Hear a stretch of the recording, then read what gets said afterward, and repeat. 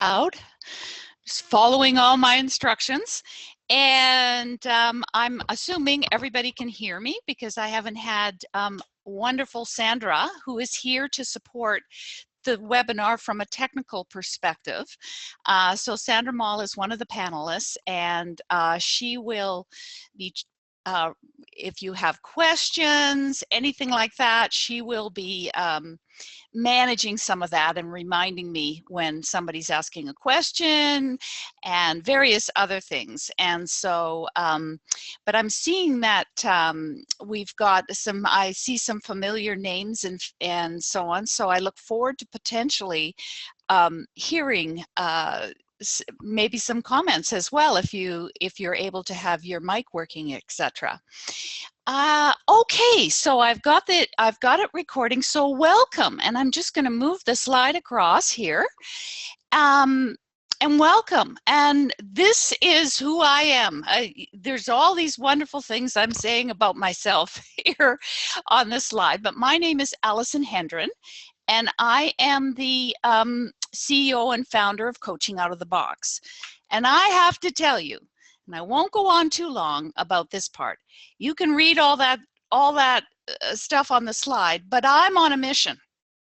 My mission, our mission at Coaching Out of the Box is everybody learns coaching, how to coach, learns these skills, because in the 20 years that I've been in coaching, I have seen the most remarkable transformations, aha, epiphanies, differences in leaders and managers who use these skills, differences in people who are using it in their homes, in their other work, with their families, in all kinds of conversations that they have. And I am just so passionate about it. So that's why I'm here and what my mission is. The other thing that I should say is that at Coaching Out of the Box, and I'll just be very, very brief, but we are focused because of the vision and the mission in bringing this to organizations, individuals. We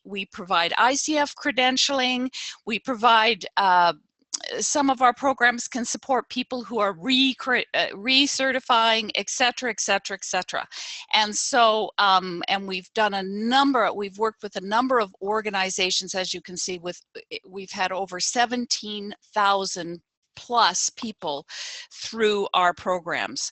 So for today, the topic is a hot one, because what we're seeing is more and more organizations, it's becoming a no-brainer in a sense, or they're really recognizing we need to bring coaching to our organization. And I have to tell you that when I first got into coaching, this was very rare.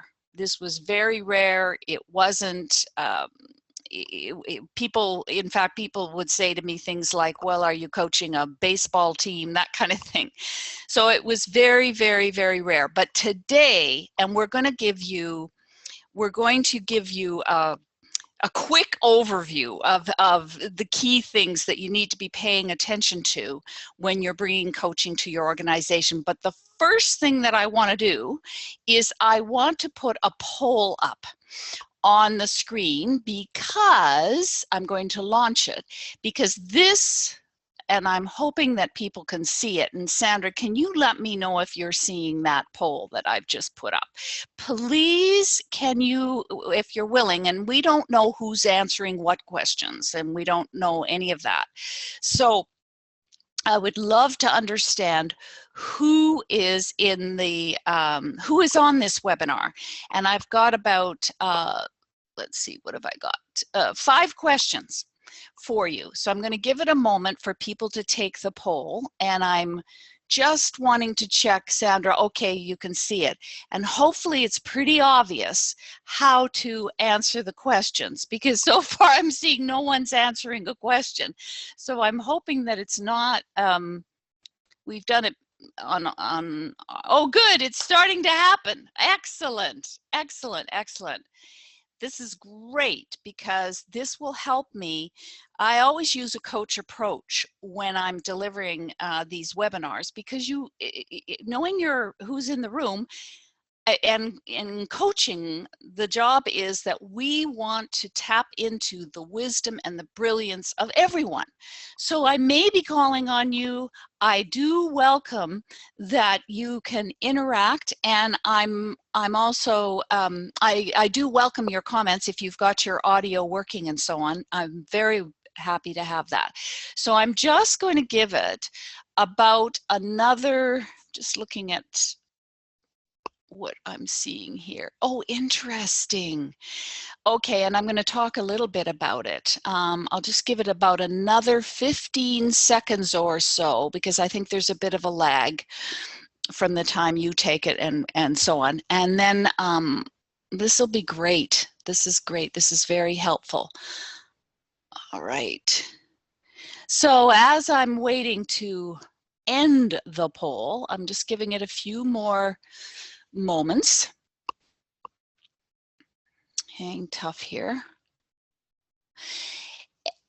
I'm going to also, I believe I can display it. So, okay.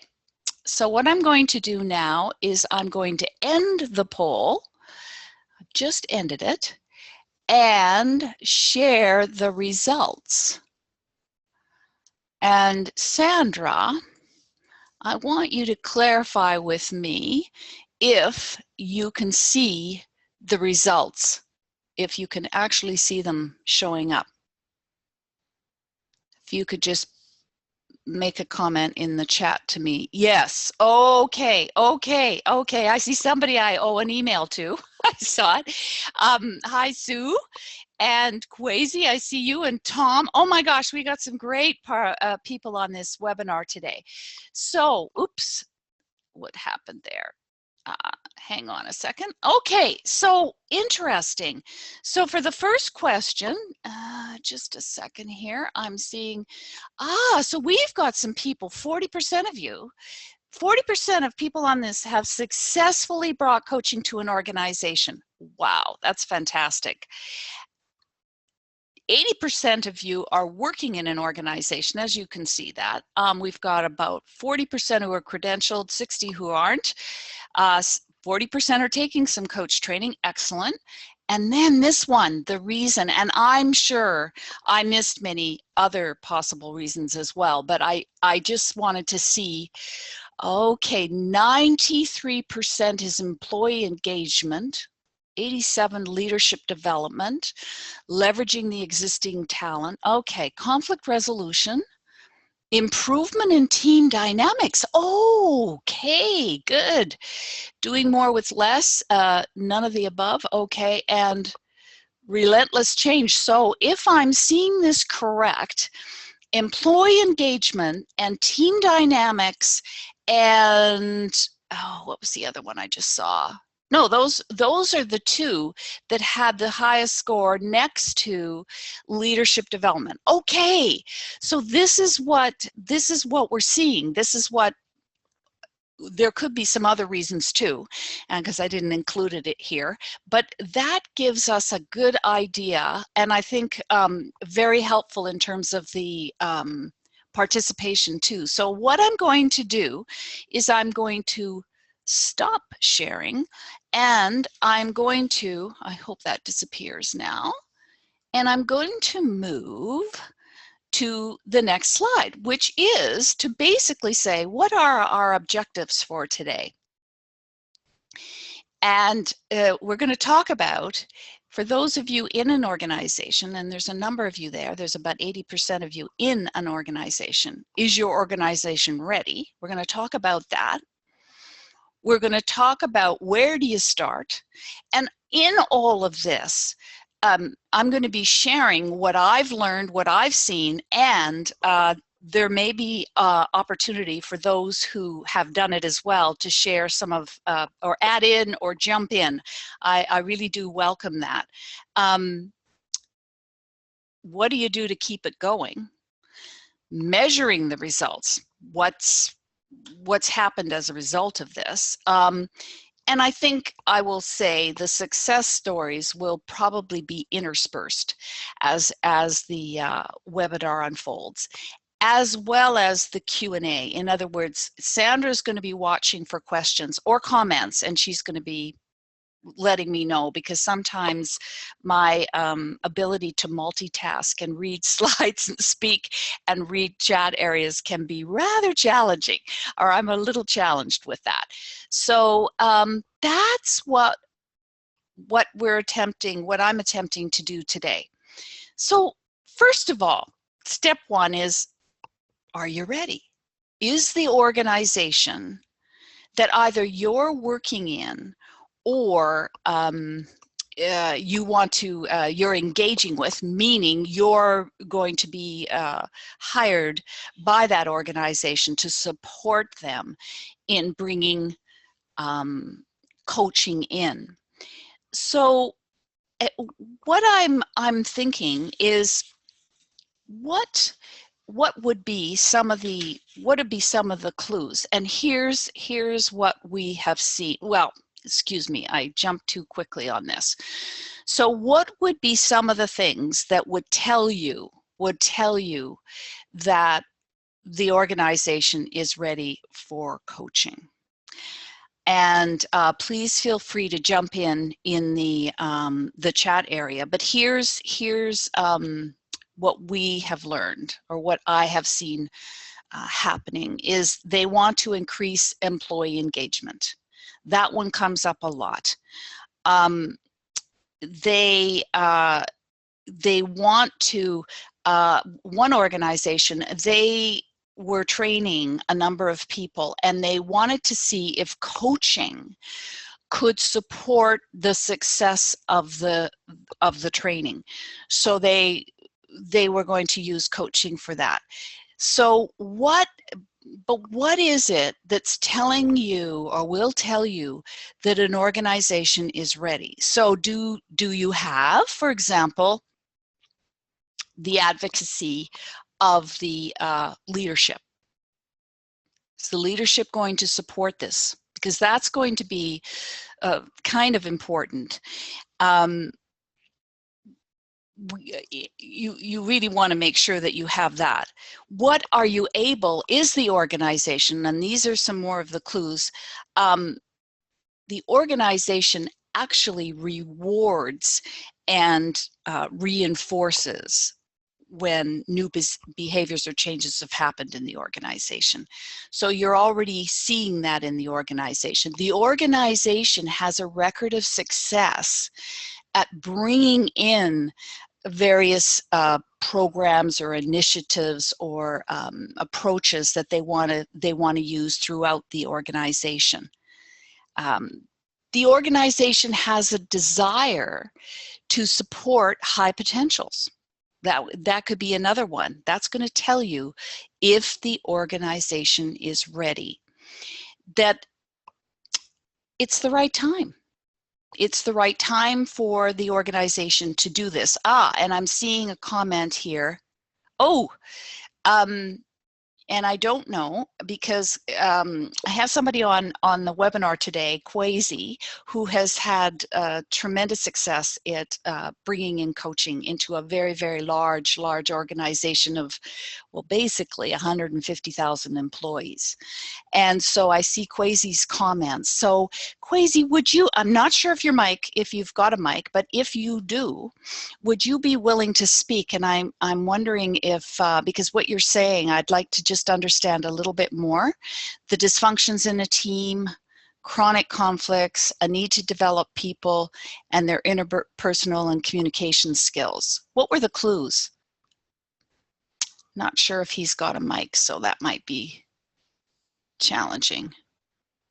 Just looking here. All right. So those were some clues. So there was issues, right? There was issues, there was challenges, but the thing that you'll need him. Oh yes, that's what I have to do. Excuse me. I have to make Quasi a panelist. Bear with me for a second here. So I want to get that. And I just need to, darn it, I can't seem to, I need to upgrade him to a panelist, and that is just a tiny moment here. There we go. I forgot the way to do it. So I've promoted Kwesi. So Kwesi, can we hear you? Ah, there he is. Okay, unmute yourself. Your mic is unmute. I'll unmute it. There you go. I did it. Can you hear me? Yes, I can. Hi. So first of all, just a quick correction. Sorry, my organization was only one of 7, which were the totality was 100,000, but I was just a little over 8,000. Right. So one of the things we talked about was, as part of this whole thing with engaging employees, is looking at coaching not as a thing but as a verb. So it's a way of being. And that was what we're trying to do in terms of changing the culture within the organization and the way in which people communicated and interact with one another. So instead of going to places of judgment, is to first get curious about what happened or what was the circumstance before leaping to judgment. So coaching was a skill which helped people get into a more, how can I say this, more curious position as opposed to a more judgmental position. Mm-hmm. And Kwesi, you had enough people that were willing to do that, right? Yeah. There were people interested not only in our organization, but also our affiliate, the collaborative organizations we're involved in, and in others I've since worked with. Once you explain to people what coaching will help them do, or you take them through that workshop, it sells itself. There is no selling required. Once people take this, put it at home, try it with their loved ones, or try it with a colleague, and they see the response, that they see there's a different way of being and they embrace it fully. So I've never had an issue with getting people on board or convincing them this is the way to go. Okay, and that's very encouraging. And thank you so much. And I also see Tom Hardison is on our webinar today, and Tom has had a lot of experience at this as well. And Tom, not sure if I can would you be willing to speak? If I made you, I'm gonna make you. I'm just gonna do this and see if I could hang on a second here. I'm gonna do that just in case your mic is working, because you mentioned something also very important, and I'm gonna unmute you. Apparently I can do that. And I see a blank wall, but you must be there somewhere. You probably didn't know I was going to call on you. Could you just say a little bit more, because you had a comment in the chat there? Sure. What I shared is in the chat is that the executive team is interested in coaching and being coached. I think that in the practice that I've been involved with in helping leaders become coach-like and practice that, being coached is so much part of the development process, and then opens up the appreciation for what it takes to coach someone else. Receiving and giving. Yes. So there's another clue. I mean, there's, is the organization ready for this initiative? And having this is so important. Thanks, Tom. And I also see a comment by Sylvie, and I don't know if Sylvie is on a mic, and I'm just gonna, and none of these people knew I was gonna do this, but I'm just taking a bit of a risk because they all have experience at this. And I see I'm gonna unmute Sylvie, I think. Wait a minute, here we go. Hi, Sylvie. You actually got me on camera, which I... It's all right. You weren't expecting it. I wore my pearls today. Good. Oh, you did. Your pearls look great. And Sylvie, tell us more about what you're mentioning here, because this is very interesting. Please, could you say a little bit more about that? Yeah, I will. So what I work in the federal government, and I've been, after a while, successful in selling a proposal of a coaching program. So this is just very recent. So, and 2 of the components are coaching out of the box tools and seminars. But one Excellent. of the things and so I'll be talking to you again. Yes. Okay. Yeah. So one of the things that we realize is that how much managers are not wanting to go into executive cadre. They're feeling the pressure, the anxiety. The younger people, they don't want the hours that people work, and so and they're just feeling not equipped. And even now in their current roles, I work in an IT branch, which traditionally is a different sort of profile, if you will, like if you think of Myers-Briggs, and these people just don't feel equipped. They need the tools to deal with some super difficult issues, like labor relations and all kinds of things, and what we found is that contributes to the mental health. If people are feeling coached, they're feeling supported one-on-one. So if we're looking for tools to support managers in helping them do their job on a daily basis, which other members not just getting a project to fruition, right? A lot of HR mental health issues have become a focus of government initiatives. So they're performance appraisals. What have you done sort of to enhance mental health in your environment? Right. Wow, that is, and I'm going to unfortunately mute you now because there's a lot of background sound. But Sylvie, this is so helpful to hear this as well. So thank you for that. And I'm going to mute you. And then if you want to not be on the video, I think I can switch you, maybe. Otherwise, you might be stuck unless you know how to turn off your video. What I'm talking about is the webcam. So just a second here. I think I might have a bit of a challenge, and I don't want to take up a lot of. Oh, good, you did. Perfect.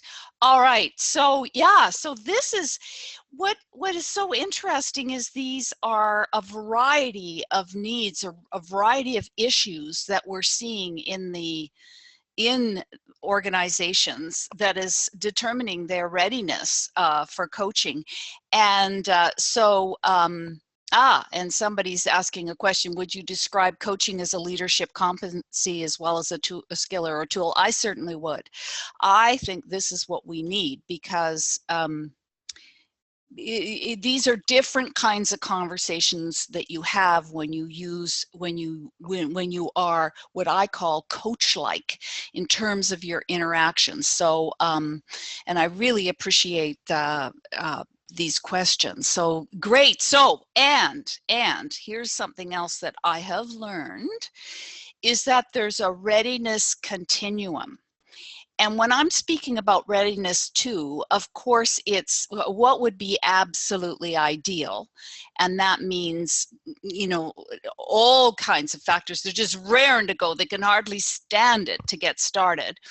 And that's from the top level right through the entire organization. And in fact, it's almost that the organization is perfect. Well, I don't know about any of you, but I rarely have found that. In other words, there's pockets, there's issues, there's sometimes leadership is not all on board. Some are, some aren't, so on and so forth. So there's a continuum.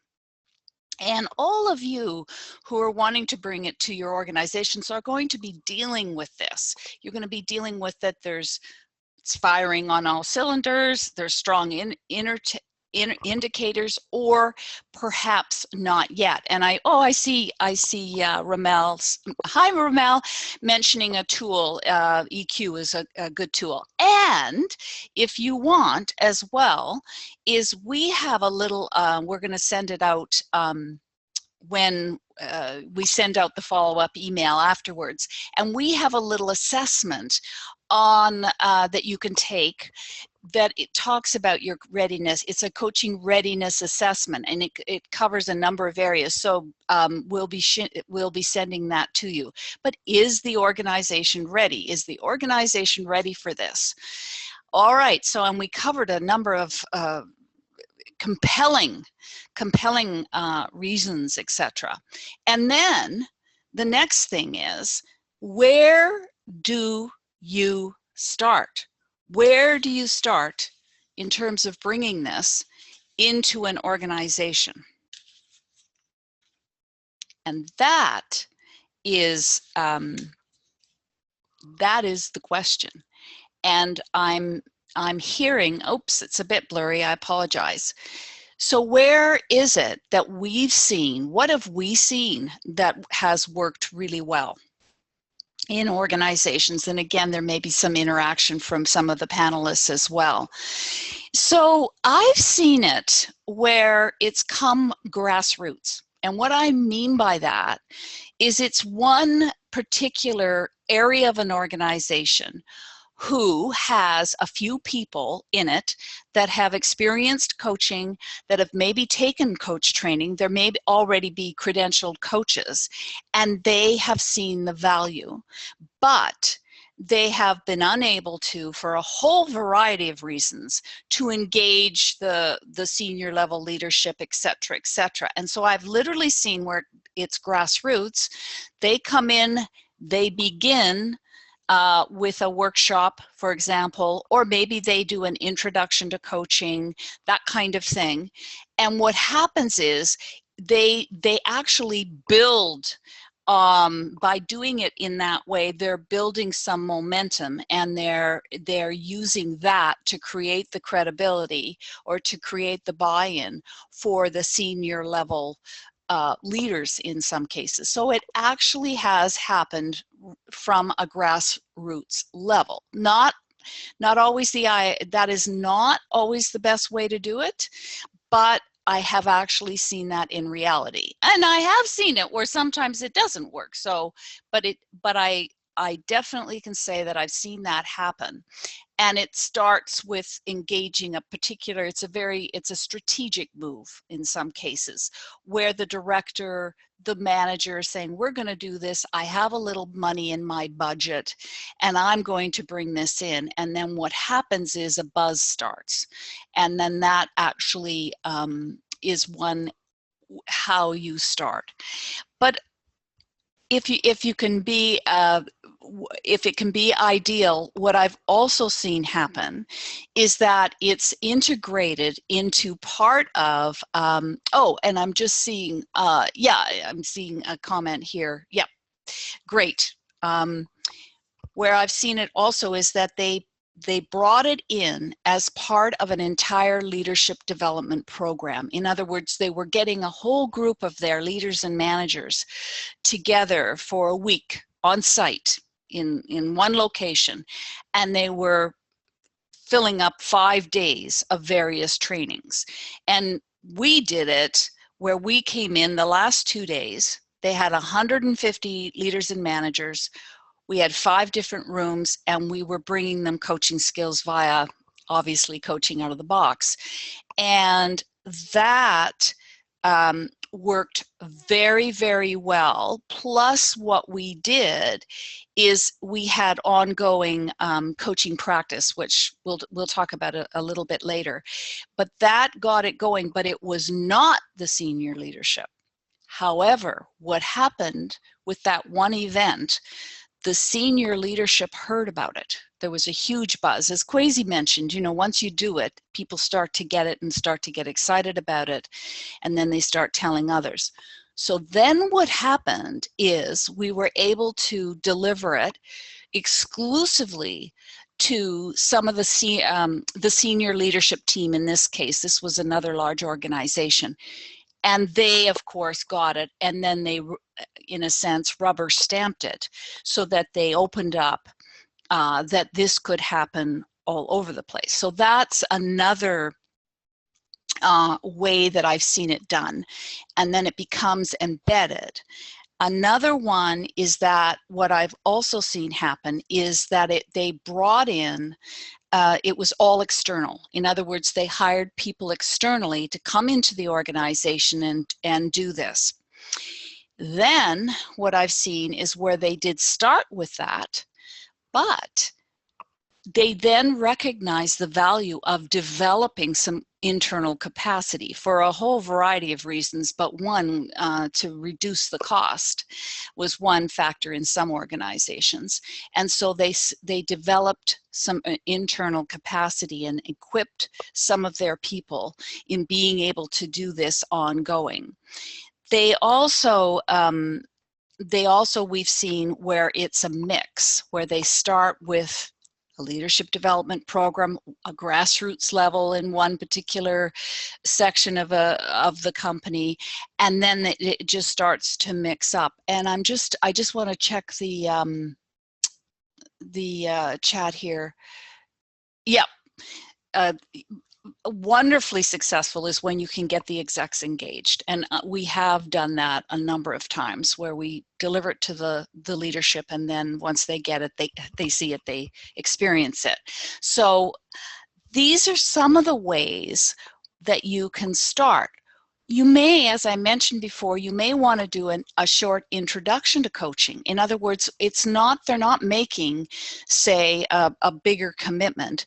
You're doing it via a couple of 90-minute virtual classes, or a 3-hour presentation, an introduction to coaching, where you engage them, you demonstrate, you have some coaching demonstrations, real, and you answer questions, and you equip them with a couple of skills that they can begin to start using, and then they can capitalize on that. That has worked well as quite often too. So that's a bit of just a quick overview of where you actually start, where you can start. And I just want to double check that I'm not getting any questions here. I know I said this, but I think the EQ is a great assessment tool to use, as well, as Ramel was saying. All right, so that's just a brief example. So then, all right, so you're getting it going, it's happening. How do you keep it going? How does one, because as any of you know who've worked in organizations, how important it is. You'll go to this fabulous workshop or webinar or whatever, and then somehow nothing ever happens. I can't emphasize how critical this is when we're talking about coaching.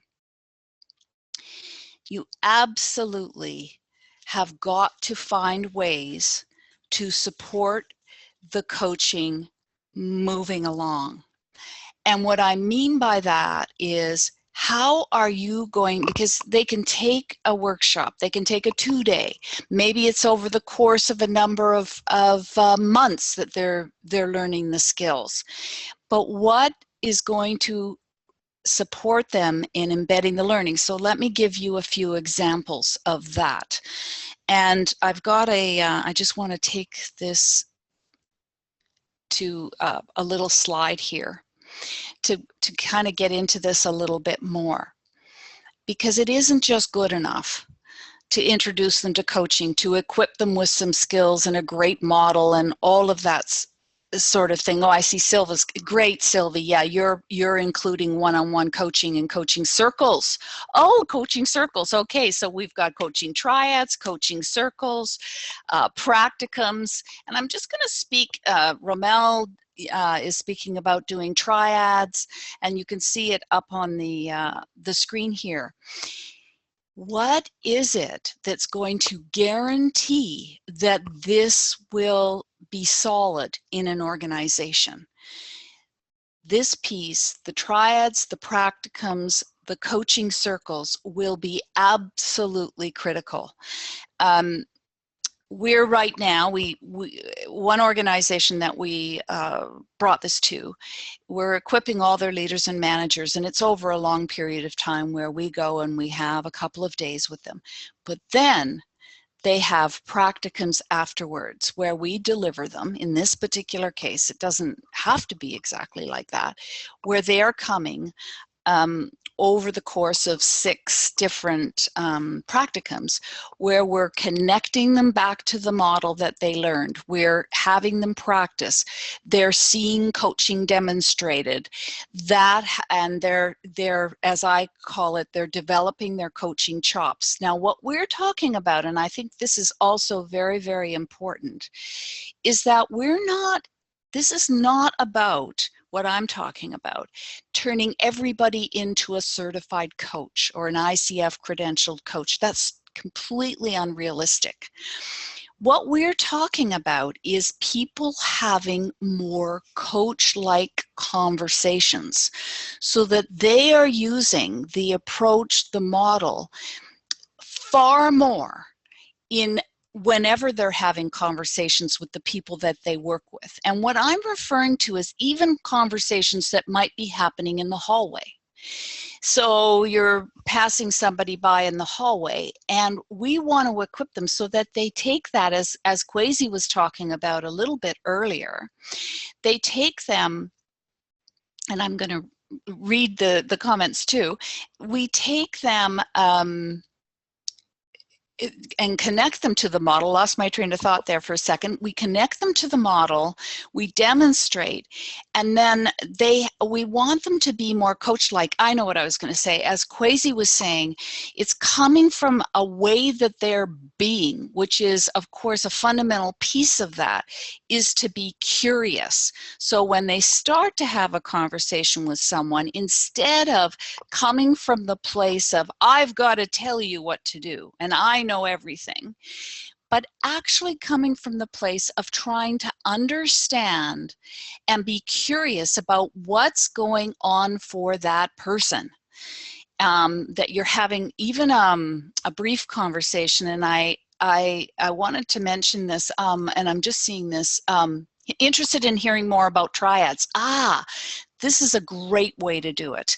And I'm actually going to see if I can get Kwesi to talk, because they, in this organization, they did loads of triads. And Kwesi, I'm just wondering if I can get you to, good, there he is, you're unmuted.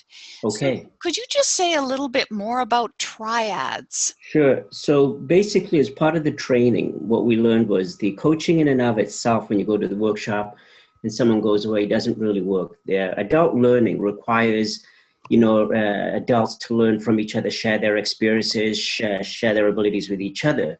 And so what we decided was, very quickly, was to embed 6 weeks of triads. So we get the people in the group and we break them up into triads. So before they leave on the second day of the coaching workshop, we dedicate time where they then go into their groups, whether they are dyads or triads, and they each then start practicing the 3 roles. That is the person who's coaching, the coachee, and then the person who will be the observer. So they start developing their skills from 3 different positions.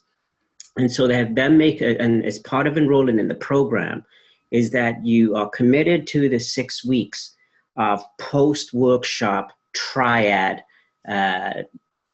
training, where you get together and they come with someone like me who's a licensed practitioner, who then watches as they meet. So they meet on a regular weekly basis for 6 weeks, and it's typically an hour, hour and a half, so everyone has a chance to basically fill each role and provide feedback. And that's how basically people see those huge leaps. And there's nervousness at the beginning when they start, but by the time 6 weeks is over, they're in a completely different place, and they are effusive about the impact, not only at work, and this one is more important to me, but in their own personal lives, because that then means their commitment to it is much deeper to them. And so they walk it, they breathe it, they talk it with their peers. So that's the way we embedded it in our leadership development training. So, Kwesi, can I just ask you a couple of questions about this, because I think this is so valuable what you're talking about. And Sylvie actually thought about it. She says, are they monitored or self-monitored? No, they have one of us. We have a bunch of people, of course, who got trained as licensed trainers with coaching out of the box. So they each have a licensed practitioner to watch, so that there is someone there with them, so that they can get feedback from that person also. Okay. We very much encourage they take the appreciative inquiry approach to providing that feedback. Okay, and in this case, in this organization, there was a number of people developed internally. In other words, they already had coaching ability, or they we supported them in developing it. And what I've also seen, yes, and what I've also seen in some cases, that's, you know, they might not have as many of those people, and that's why in some cases the practicums work, because they don't have enough people. But the whole idea with this, to keep it going, is that ideally you want to, over time, especially with the larger organizations, you want to develop that internal capacity so that this is an ongoing process, because bringing in people can be somewhat of a challenge. But I think the other thing that I've learned as well is that the more you can engage people in the organization to be part of this initiative, the more that they will, because every organization is unique. They're the experts in the organization, and they will really do it in a way that works in that organization, whether it's triads, which in this case was, and I'm a big fan, very, very effective, whether it's practicums, whether it's getting together. I remember one organization, and I'm going to just mute somebody here for a second so we're not hearing the keyboard. And now, of course, it left my brain for a second, but they, as I mentioned, they had the practicums and so on. It just disappeared there for a moment, and I'm hoping it'll come back. But in any case, I know, the coaching cafes, I was just going to mention that. That's where this one particular one, what they did is they held a gathering. And it was, I think they did this the people had already taken the coach training. They'd already had practicums for a period of time, or they were in triads. I'm just using this as an example. And then what they did, and this is really important as well, is they had what they called coaching cafes every so often, where they'd get all the people that were learning the coaching, had developed it, et cetera, and they got them together and they did what I would call a combination of coaching demonstrations and refreshers, and they brainstormed with the group about what were ways that they could use this and expand it. Because what happened was waiting lists were happening. People were so excited, and this is what we've seen. I'm going back to what Kwesi mentioned earlier, is once they see it, it's just so powerful. But the other issue is, and we've seen this in a number of organizations, is that everybody talks, and they'll say things like, and I'm not just speaking myself, I just want to say that, but it's the coaching. They'll say, this is the best thing we've ever done. This is one of the best leadership development programs I've ever taken, this kind of thing. And what happens is a buzz is created. And then what happens is there's a demand and literally waiting lists. I know, every organization that we've worked with, they end up having these waiting lists, and they get calls and, we want to do more of this.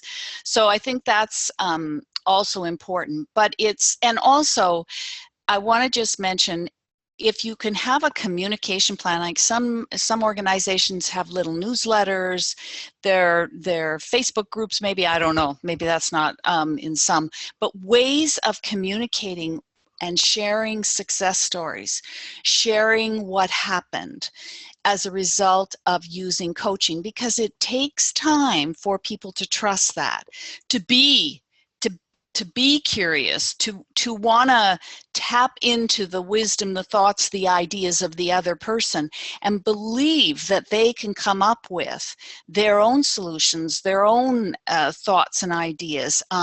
So it's very, very important that that's being shared. So how will you, when you do this, how will you communicate with the people? And I'm seeing Sylvie's comment, yep, deepening and building capacity, groups of 6, A coach and hopefully co-facilitated. Oh, fabulous. That's great. Yeah. The bottom line is that they see that the organization is committed to this and that it's an ongoing development process. So that's what you're going to do, or those are some tips in terms of keeping it going. Now, the next one, hang on a second, this one. And this one is also extremely important, and is how are you going to measure the results? What is going to tell you that this is working? Because guaranteed, there's going to be people in the organization who are going, oh yeah, but what's this doing? What results are we achieving? And I think a lot of people, when you were answering the polls at the beginning of our webinar, we're talking about. I just want to. What were the key reasons that organizations, plus all the ones that we heard in the chat? There's some really good ones there. And why is the organization going to invest in this? And what's going to tell them? What's their ROI? What's going to tell them that this is working, that this investment is critical? So, and this is where I have seen sometimes the ball gets dropped. Resources, time, getting things ready, all the things that are involved in any of these kinds of programs, but how are the results going to be measured? And what I have seen has worked quite effectively, and it can be modified over time as the organization learns as well, or as things come up, but pre and post surveys, to kind of identify what were your, we've done this a lot, where what are your existing coaching skills now? And then after they've learned the model, etc., find out where they are at that point. So pre and post surveys are examples of, and they don't have to be extensive, but you're going to have something. Another one is that you get external analysis. If you can do that, if you can hire somebody or contract with somebody to do an analysis and have that developed, that even is great, because then it's considered a bit unbiased, right? Because it's coming from an external organization. But you're going to want to predetermine, or you should predetermine, what are going to be the outcomes that are going to tell us this is working.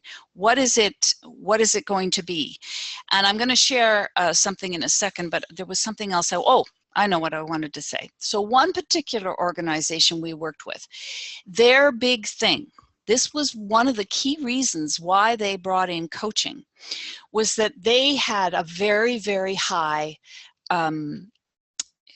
turnover.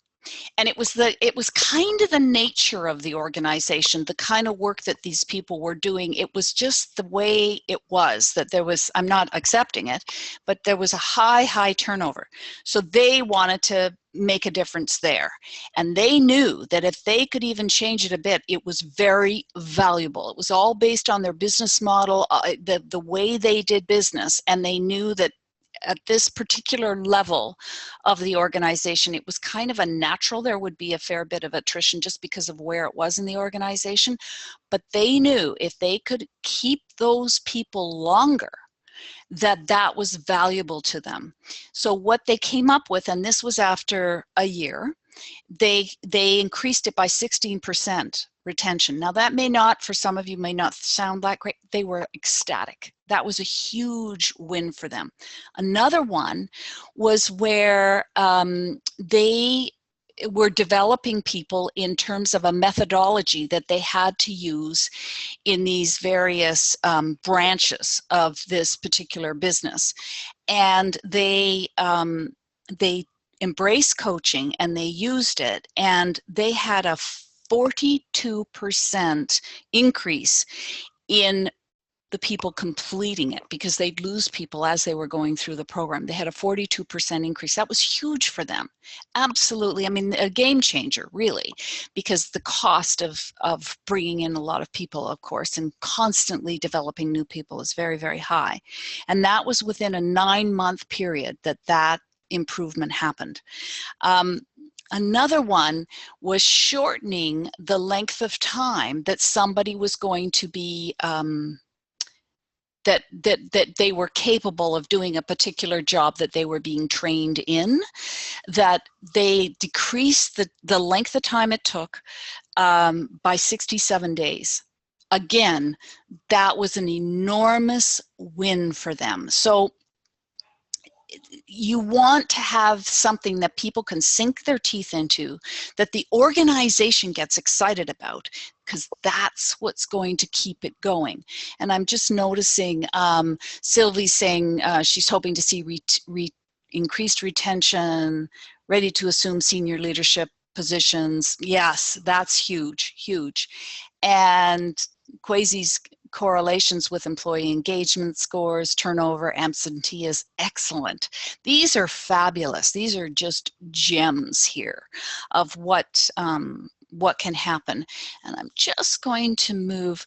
And for example, with this one particular organization, when they assessed it all, these were, they came up with qualitative findings, and that meant a great deal. There was more than this, but just to simplify it, and that is what caused the ripple effect for it to grow extensively in that organization. Now, I'm just going to look, I'm just watching the time here too. I'll tell you this one, increased, this number 7, I just want to mention this one. This is a huge one. And I see this over and over and over again. And that's the ability to have conversations with staff, with other people that you work with, etc., that are focused, forward focused, solutions focused, and promote accountability. That's I can't tell you how many times when we've introduced coaching to an organization, I mean, it always strikes me as, of course you've got to do that. How many people nod their heads when we say to them, how many times have you had a conversation with your director, your manager, whoever, where you walk away and you really don't know what happened? And it doesn't necessarily, I'm not blaming all directors and managers. It could be a peer or whatever. What if that one alone, what are we talking about? What's the purpose of the conversation? What do you want to walk away with? And then at the end, do a recap, get them to recap so that there is some accountability, that there is, that is occurring. That is just, all by itself, that's a huge one. And I'm also aware of our time, so I think I might have missed, oops, just a second here, hang on. I'm just looking, I'm keeping my eyes open for any questions. And I want to just check here, because obviously, as I'm waiting for that, if anybody has any questions, please just jump in on the chat area, because there was something else. All right. Well, obviously, and the reason I do these webinars, as you can tell, is because I'm such an advocate for this. And so I obviously want to just remind people that this is what we do here at Coaching Out of the Box. So if you want to develop coaching capacity in your organization, we would love to talk to you. We have loads of experience with it, a record of success, and or if you yourself are interested in coaching and you may want to get a credential, talk to us. Let us know. We have a fast track for that. Or maybe you're a coach and you need to increase your renewing, and you need to get some core competency hours. Let us know. We have some ways to help you in that regard. And yeah, I'm glad, Sylvie, you said you're walking away with a few tips, and you appreciated the people making their comments, and I'm putting up our little promo of ourselves. And yes, our training is, in our case, we do go on site, but we also have virtual training as well, and a long history of doing that. So there's a few things that I'm sharing here, but there's much more. And the one thing that I want to also mention is talk to me. I love doing this, as you can tell. I'm happy to speak with you and support you in any way that we can. And I appreciate your participation. Thank you so much, Tom, Sylvie, Kwesi. Thank you for the active area in the chat. I think this is a very meaty topic. And I also, what if everyone had coaching skills? I have to always say that, because that makes such a difference in this world. So thank you so much, and everybody have a great day. And I just loved seeing some familiar names. Ramel, we're due to chat. We got to connect, and some of the others as well. So, and yes, we will be sharing. We will be following up to everyone who was registered for this webinar with our recording of this, as well as a link or a way to take our readiness assessment for organizations. So, all right. So I am, any other questions before or comments? I'll just give it a moment. I can see I'm actually ahead of schedule. Doesn't always happen. All right. So bye-bye, everybody. And thank you so much for coming. Bye. Bye. Stop recording.